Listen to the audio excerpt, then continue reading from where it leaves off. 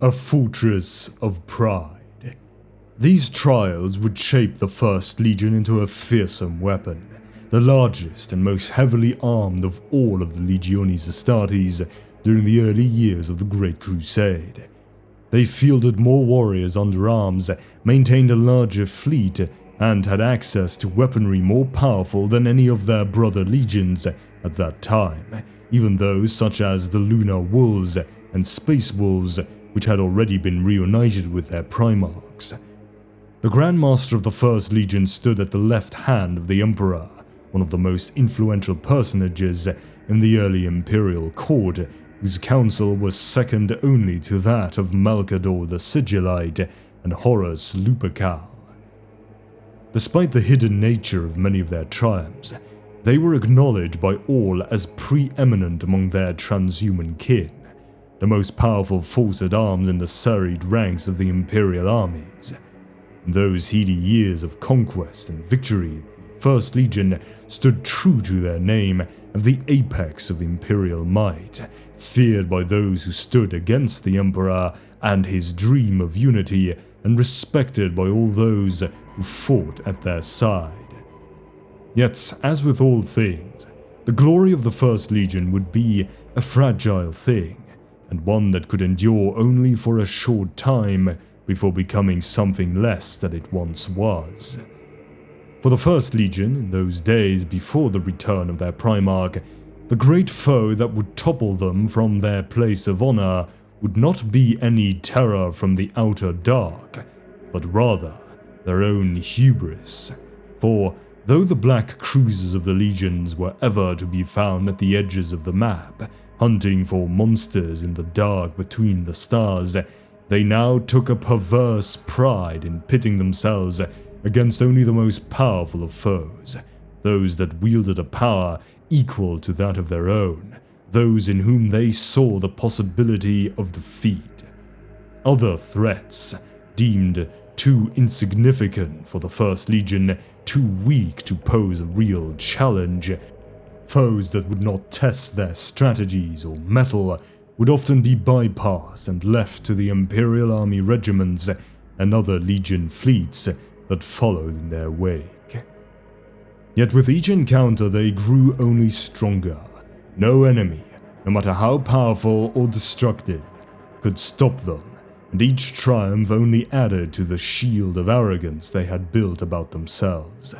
The stubborn pride that had sustained them through hardships unnumbered now became a double-edged blade.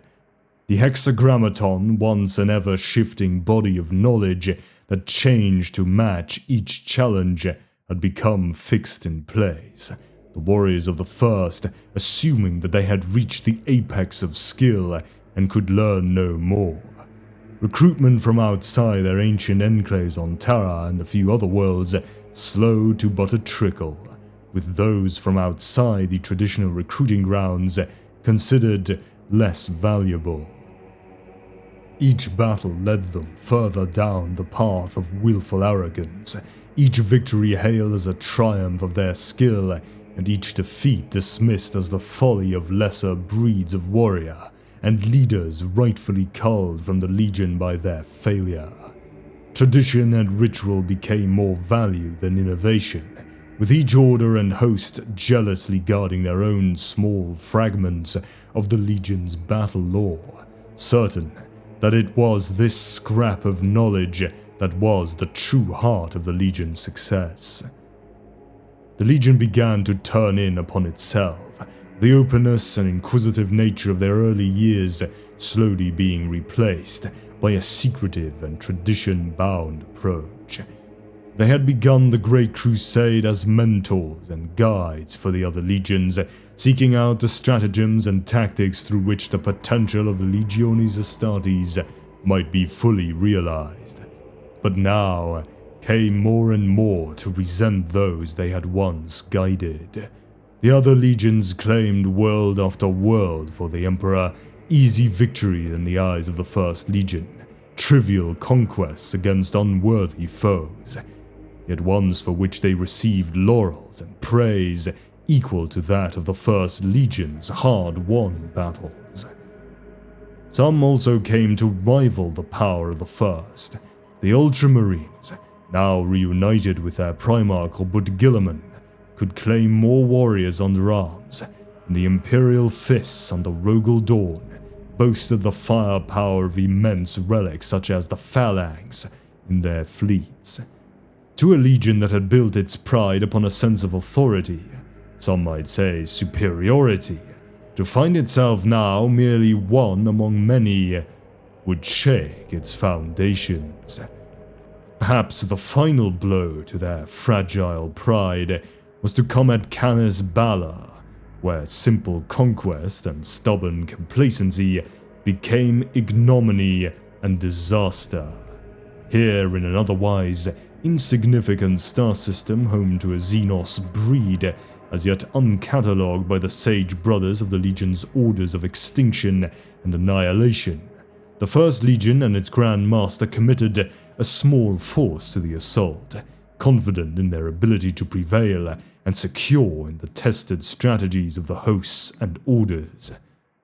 Yet the Xenos of Canis Bala, their identity long since purged from records, proved a threat unlike any faced before, fighting without regard for sane tactics and with a technology that defied rational explanation. The First Legion's initial attack was repulsed with heavy losses, an indignity that the First Legion had not known for solar decades. Defeat was a foe that they thought they had conquered, and pride began to cloud their wisdom. A second assault followed, and then a third, each repulsed in turn with mounting losses. With his faultless record now tainted, and his pride sorely wounded, Grand Master Hector Thrain led one final assault himself, refusing to accept that any might equal his own warriors in skill and tenacity. This assault, even weakened by the losses already sustained, cut a swath through the Xenos forces defending the planet, but could not overcome the sheer numerical superiority of the foe. Overwhelmed, it teetered on the brink of annihilation. Grand Master Thrain, realizing the folly of pride that had driven him into battle, chose to remain behind with his lifeguard, sacrificing himself to allow the retrieval of valuable combat assets. The world of Canis Bala was reduced to ashes from orbit, all trace of life on its surface incinerated in nucleonic fire, a measure that many argued should have been taken earlier had pride not forced their hand. All records of the alien foe the Legion had fought were sealed away, though they would later be recovered by the Order of Broken Claws before being sealed once again for reasons equally lost to history. The loss, both of the battle and of Grand Master Thrain, proved a catalyst for turmoil among the ranks of the Legion. Each of the masters of its hosts and the preceptors of its orders was sure that had their doctrines been given primacy, they could have turned the tide of battle. A subtle struggle for power erupted among the complex tiers of authority within the Legion, a struggle that slowed the pace of their conquests and threatened to unseat the Legion from its preeminent position of honor once and for all. The ill-made night. This struggle was fought most fiercely upon the floor of the First Legion's Great Hall of Council on the world of Grammari, at the heart of the Legion. There, where once the masters and preceptors of the Legion had created much of the wisdom that now guided the Legiones Astartes as a whole, a storm of vitriol and admonition had erupted. Each of the masters of the Legion, unable or unwilling to see fault in their own wisdom, sought to attach it to that of their fellows, so that it might be excised from the First Legion. Most contentious of all was the selection of a new Grand Master, for few would countenance the selection of a warrior from a host of the First other than their own. As the pace of the First Legion's conquest slowed, and the deliberations of the Council of Masters stagnated, it would be the intercession of Malcador the Sigillite, first among the Emperor's confidants to break the deadlock. Rather than present some censure on behalf of the Emperor, he chose instead to sponsor a candidate of his own, seeking to stir the Legion from its doldrums and return them wholeheartedly to war. His words to the Council of Masters were carved upon the lintel of the chamber, such was their impact. Quote, "A fortress can be held upright by many pillars. Alone they are nothing, but together they are mighty. Yet a fortress must have a master, or else all its strength is for nothing." End quote. The warrior nominated by the Sigillite was elected by unanimous vote of the Council of Masters. He was neither a master of the hosts nor a preceptor of the orders, but a war-worn captain from among the vast ranks of the First Legion. Malcador's logic was impeccable, for such a candidate stood for no one branch of the Legion's arts alone, but rather for all as one. Where any of the venerable masters would find nothing but opposition from their peers, a simple warrior found acceptance from all. The warrior chosen was Urian Vendraig, once captain of the 14th Company of the 8th Chapter, a Tyran taken into the Legion after the Emperor had united that war-torn world, and with a grand record of victory as his banner and as yet uninitiated into the inner mysteries of any one host or order. His was a legacy of bloodshed in battle, of rousing speeches and glorious last stands. He had stood shoulder to shoulder with his battle brothers through all his service, and spent but little time in doctrinal debate. His new task was to unify a divided legion and return them to the Great Crusade, and the purpose laid out for them by the Emperor, unburdened by doubt and division. As a warrior first and foremost, Vendraig saw the value of bringing the Legion fully into the Emperor's Great Crusade, taking its rightful place at the head of their brothers rather than only serving at the fringes of history.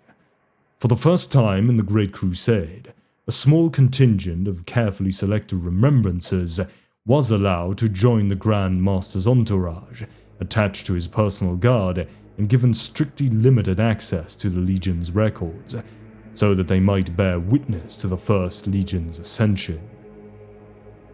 All that remained was to find a challenge worthy of the Legion, some terrible foe to bind them once again in hatred of the enemy, and, as though gifted to them by the Emperor, word arrived of the new terror encountered on the far rim of the Great Crusade, a race known to history as the Rangda. Encountered by the 105th Pioneer Company of the 5th Legion on an isolated world along the northern rim of the galaxy, the Rangda were considered a grave threat to the expanding Imperium. Though at that time their territory was thought to encompass only a single star system, they possessed a vile technology and fearsome aspect that warranted the most extreme of responses. Mustering a fleet numbering hundreds of capital-class warships, the new Grand Master descended upon the isolated system of Advex Mors, where the Rangda had created a vast artificial war moon, an immense engine of war that had cost millions of slave laborers from 100 worlds their lives. This monstrous weapon was defended by a fleet of lumpen and ugly Rangdan warbarks, each bristling with weapons and crewed by slaves whose neural collars enforced their unflinching obedience. The battle that ensued would leave the system of Advex Mors as little more than ashes and rubble. All 6 worlds claimed by the Rangda were rendered uninhabitable, their fleets reduced to drifting fields of wreckage, and their vast slave armies utterly annihilated. The campaign lasted for 4 solar months and cost the lives of some 5,000 of the First Legion. But as the banner of the Imperium was raised over those broken fragments of the Rangdan war moon that had rained down upon the burned husk of Advex Mors beneath, the Imperium was reminded of the sheer power of the First Legion.